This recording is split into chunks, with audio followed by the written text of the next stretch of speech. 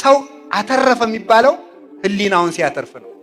አይምሮውን ያተረፈ ሰው አትርፏል በእውነቱ ማለት። ሰውነቱን ያጣ ሰው ሰውነቱን አጣ የሚባለው አንድ ሰው ምንድን ነው? አንደኛ ልቡን ሲያጣ ነው። ሁለተኛ ህሊናውን ሲያጣ ነው። ሶስተኛ ህዋሳቱን ሲያጣቸው ነው።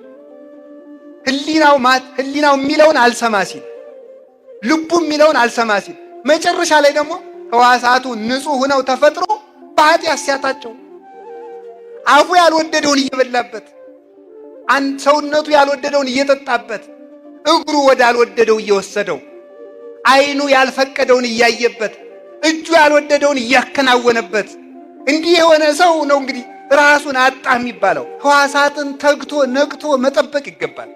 ራሱን የጠበቀ ሰው ቤተ ክርስቲያንን ይጠብቃል። ራሱን የጠበቀ ሰው ህግ ይጠብቃል። እግዚአብሔር እኮ ህግን የሰራ ራሳችሁን ጠብቁ ብሎ ነው። እግዚአብሔር ኃጢአት አትስሩ የሚለን ከኛ ጽድቅ የሚያተርፈው ስላለ ሳይሆን እኛ ራሳችንን እንዳንከስር ስለሚሻ ነው። ስለዚህ እንቁ ማለት ሰውነት ነው። ለሰውነታችሁ ክብር ስጡት። እኔ ማን ነኝ ያለ ሰው ማለት ነው። አሁን ለምሳሌ እንደው አያድርገውና እኔ አሁን እዚህ ቆይቼ አያርግብኝ መድኃኔዓለም ወደ ጭፈራ ቤት ሰር ብታገኙ ምን ትላላችሁ? ኧረ አባ አትሉም እንዴ ትላላችሁ ማለት ነው። አሁን አያችሁ ምንድን ነው ማንነት ነው እንዲህ ያደረገው። እንዴ መነኩሴ አይዘፍንም የሚል ብትወዱትም ባቱ የሆነ የተጻፈ ህግ አለ ማለት ነው። ብታውቁትም መነኩሴ አይዘፍንም። አያችሁ ማንነት ከኃጢአት ይጠብቃል ማለት ነው። ከኃጢአት ይጠብቃል። አሁን እኔ ስሆን እንደዚያ ትላላችሁ። እኔ በወን ትስቁብኛላችሁ። እንዴ አባ እዚህ ምን ይሰራሉ ይላል። ለአንተ የፈቀደልህ ማን ነው? ነውር አይደለም? እናንተ ክብራችሁን አታውቁም? እኔም በሆነ እዚያ አሁን ለምሳሌ ሂጅ ከዘፈን ቤት ወይም ምናምን በሩ ጠባብ ቢሆን የኔ ወረፋ ነው ብላችሁ ኧረ መነኩሴ ጭራሽ ክብርህን ጠብቅ አንተ ሰው ያትሉኝም። ክብርህን ጠብቅ፣ እኔም ክብራችሁን ጠብቁ ነው። ክብራችንን እንጠብቅ። ሰውነታችንን አናባክን። የአጋንንት መጫወቻ አናደርገው። የራሳችንም አይደለንም፣ የዓለምም አይደለንም፣ የአጋንንትም አይደለንም። እኛ የመድኃኔዓለም ነን። እኛ የክርስቶስ ነን። ዋጅቶናል። የራሳችሁ ባሪያ ሆናችሁ አትሙቱ የሚለው ቅዱስ ጳውሎስ። በዋጋ ተገዝታችኋልና የራሳችሁ አትሁኑ። የፍላጎታችሁ ባሪያ አትሁኑ። ፍላጎታችሁን ለክርስቶስ ብላችሁ ተዉት ነው የሚለው እና ተስፋ ይውላችሁ። ተስፋ ብዙ ሰው እኮ ኃጢአት የሚሰራ ኃጢአት ስለሚወድ ሳይሆን ተስፋ ስለሌለው ነው። ተስፋ ስለሚቆርጥ ነው። ያ መቼም እንግዲህ የሲኦል መዝጊያዋ ነኝ መቼም ብሎ ኃጢአትን ይጨማምራል ማለት ሰው እግሩን እንደው እሳት ቢጀምረው ያን ያራግባል እንጂ እስከ አንገቱ ነው ይገባል እንዴ? ነውር እኮ ነው በእውነቱ። ያን የጀመረንን ማራገፍ ነው የሚገባው። ስለዚህ ሁላችንም ሰውነታችን ክብር ነው። ራሳችንን እንውደድ፣ ሰውንም እንውደድ። ራሳችንን እንውደድ ማለት ምን ማለት ነው? ሰውነታችንን የሚያስከብር እንዲሁ ቅዱስ ጳውሎስ ምን ይላል? በሚሞት ስጋችሁ ክርስቶስን አክብሩት ይላል። እስኪ በሉ ሁላችሁም በሚሞት ስጋችሁ በሉ። ማንን አክብሩት? ክርስቶስን አክብሩት። እውነቴን እኮ ነው። እሱ ራስ ነው በሉ። እኛ ሐዋሳቱ ነን በሉ ሁላችሁ። እሱ ራስ ነው በሉ። እሺ በሉ ድገሙት። እሱ ራስ ነው። እሺ ተፈቅዱኑ ትረስይዎ ለአባለ ክርስቶስ አባለ ዘማ ይላል ቅዱስ ጳውሎስ። እንግዲህ ሰውነታችሁ የክርስቶስ አካል ነው። የክርስቶስን አካል ወስዳችሁ የዘማዊ አካል ልታደርጉት ትወዳላችሁን? የክርስቶስን አካል ይሄ እጅ የክርስቶስ እጅ ነው። ይሄ ዓይን የክርስቶስ እጅ ነው። አፋችን የሰው የክርስቶስ አፍ ነው። እግራችን የሰው የክርስቶስ እግር ነው። ተከፍሎበታል። የክርስቶስ ሕዋሳት ነን። ኃጢአት ስትሰሩ ይህች ጣት የመድኃኔዓለም ናት። ይሄ እጅ የክርስቶስ እጅ ነው። የክርስቶስን አካል ለመጠበቅ ያብቃን። ራሳችንን ከመክሰር ይሰውረን። ራስን ማክሰር ትልቅ ክስረት ነው። የከሰረ ነጋዴ ማለት ራሱን የከሰረ ክርስቲያን ማለት ራሱን የከሰረ ቅዱስ ጳውሎስ። ስለዚህ ነው አንደኛ ቆሮንቶስ ምዕራፍ 9 ላይ ለሌሎች ከሰበኩ በኋላ እኔ ራሴ የተጣልኩ እንዳልሆን ሰውነቴን እየጎሰምኩ አስገዛዋለሁ ያለው።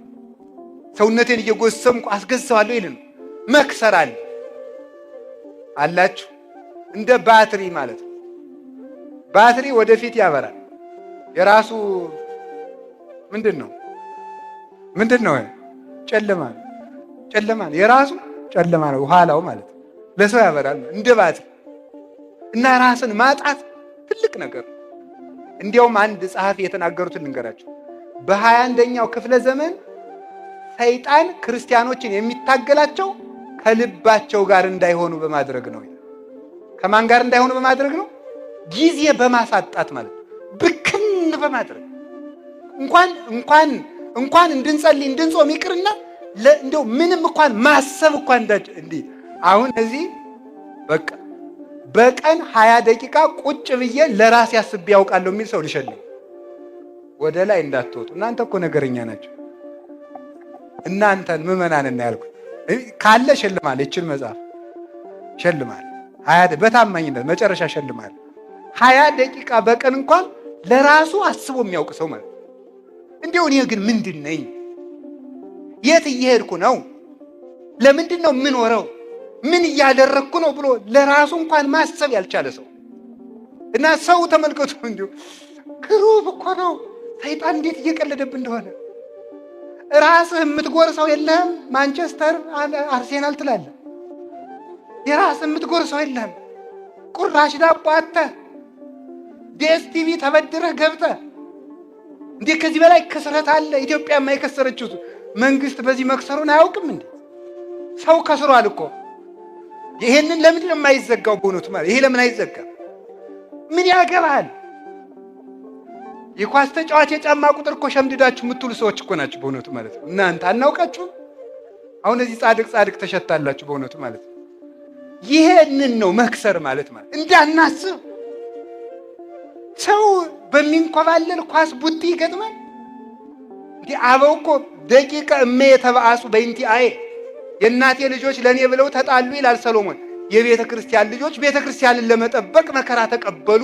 ካጋንንት ካላውያን ነገስታት ከስጋቸው ጋር ተጣልተው ቤተ ክርስቲያንን ጠበቁልኝ ሲል በእኛ ተገብቶ ማለት ሰው በማያገባው ገብቶ በማያተርፍበት እድሜውንም ጊዜውንም ጉልበቱንም ያበክናል።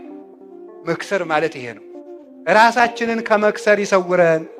ጌታ ለሐዋርያት ያላቸው ይሄን ነው። ለራሳችሁ ተጠንቀቁ፣ ለራሳችሁ ተጠንቀቁ ነው ያለ። ዕቀቡ ርእሰክሙ ወኢታክብዱ ልበክሙ በመብል ወበስታይ ዘእንበለ ግዕዝ። በመብላት በመጠጣት ያለመጠን ወይን በመጠጣት ልባችሁን አታክብዱት፣ ለራሳችሁ ተጠንቀቁ። የሉቃስ ወንጌል ምዕራፍ 21 ቁጥር 34 ላይ ይሄ ነው። ለራስ ማሰብ ነው። ነፍሱን ተውት። ቢያንስ እንኳን ለእንጀራችሁ በጣም ይደንቀኛል። እውነት በጣም የኢትዮጵያ የሚጎርሱት የላቸውም። እንደው ይቅርታ ይደረግልኝ፣ ፖለቲካ እንዳይሆንብኝ እግዚአብሔር ይጠብቀኝ። ከሆነም ችግር የለም። ዙሮ ፖለቲካስ ቢሆን አይነገረውም ያለማን። ስለዚህ ምንድን ነው ኢትዮጵያ ወልዳ የምታሳድገው አታ የምትለምን እናት ባላችሁበት ሀገር ለነ ማንቸስተር የአየር ሰዓት ተከፍሎ ጋዜጠኞች 2 ሰዓት በቀን ስለ ማንቸስተርና ስለ አርሰናል ይወያያሉ። ይሄ ጅልነት ነው። ይቅር ይበሉኝ፣ የስፖርት ፌዴሬሽን ማለት ነው። አይቆጡም እሳቸው። ምን አለ እንደው ብናድግ፣ ምን አለ ብንኖር፣ ስለ ራሳችን ብናስብ። እንደው ነፍሱ ቀርቶ ለስጋችን እንኳን አንሆንም መሆን አለብን። ስለዚህ ራሳችሁን ጠብቁት፣ ከፍ ብላችሁ አስቡ። ለሰውነታችን የሚመጥን ነገር ማሰብ አለብን። ልያና ራሔልን ታውቃላችሁ። ታሪኩን አልተርክም ሰዓቴ እንዳያል። ልያን ታውቋታላችሁ? አታውቋትም? ያዕቆብን ታውቃላችሁ? ያዕቆብ ሊያገባ ሲሄድ ልጅ ስጠኝ 7 ዓመት ትገዛና እሰጣለሁ። ማናት? ራሔል መልከኛ ነው። መልከኛይቱ ልጅን አጋባለሁ 7 ዓመት ተገዛ። 7 ዓመት ተገዝቶ ምን ሰጠው? ደብቆ ትልቅ እያለ ትንሽ ስለማይዳር መልኳ እንደዚያ ያለችውን ልያን ሰጠው። ደስ ብሎት ራሔልን አገኘው መስሎ ደስ ብሎት ሰርጉ ሲያበቃ ማለዳ ብትታይ ልያ። ይህ በጣም እኮ ገግሩ ነው ማለት ይኸው እንደዚህ ነው ማለት ነው። ፈንጥዛችሁ ደስታችሁ ዘላችሁ ማለዳ ልያ ማለት ይሄ ነው። የሚጨበጥ የለም ማለት ነው። የሚጨበጥ የለም። ያሰባችሁት አልሆነም፣ ደስታውም የለም። ሲነጋ ልያ ማለት ይሄ ነው ማለት ነው። መክሰር ማለት ይሄ ነው። እንደ ቀበሮ ማለት ቀበሮ ጣዝማ ትወዳለች። ጣዝማ ማርና ጣዝማ አገኘው ያለ ስዘል ዙራ ስትመጣ ጉድጓዱ የት እንዳለ አይታወቅ። የቀበሮ ደስታ ዛሬ ግን ይላሉ ሊቃውንቱ፣ ቀበሮ እንኳን ከስተቷ ተምራ ከጉድጓዱ ላይ ቆማ ትደሰታለች። ዝላዩ እዚያው ላይ ነው። ምክንያቱም ስትመጣ ጉድጓዱ ይጠፋል። ስለዚህ ምንድነው እንገራችሁ እንድትስቁ አይደለም። በእውነት እግዚአብሔር ባወቀ ማለት ልያን ይውላችሁ ራሔልን ማግኘት ሲገባ ለምን ልያን እናገኛለን? ራሔል መንግስተ ሰማያት ናት ይላሉ ሊቃውንቱ። እንደገና 7 ዓመት ተገዛ። እንደገና ለሀብቱ 7 ዓመት ለያዕቆብም 21 ዓመት እንደ ጥቂት ቀን ሆነለት ይላል ርዕሰ ነቢያት ሙሴ ሲጽፍ።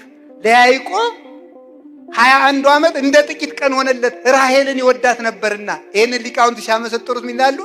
ለቅዱሳን በዚህ ዓለም የተቀበሉት መከራ እንደ ጥቂት ነገር ሆነላቸው፣ መንግስተ ሰማያትን ይወዳሉና። ቃል ተሰማ በራማ ራሔልን ዘትበኪ በይንተ ውሉዳ እስመ ኢኮንዋ ውሉዳ ውሉደ። በራማ ለቅሶ ተሰማ፣ ራሔልም ስለ ልጆቿ አለቀሰች፣ ልጆቿ ሙተው ልጅ አልሆኗትምና።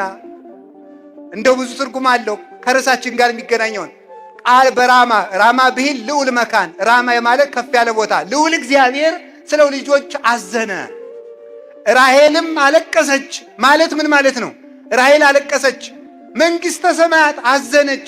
እስመ ኢኮንዋ ውሉዳ ውሉደ፣ ልጆቿ መንግስተ ሰማያት አንገባም ብለዋታልና፣ ለመንግስተ ሰማያት የሚሆን ሰው ጠፍቷልና መንግስተ ሰማያት በእኛ አዘነች ተብሏል።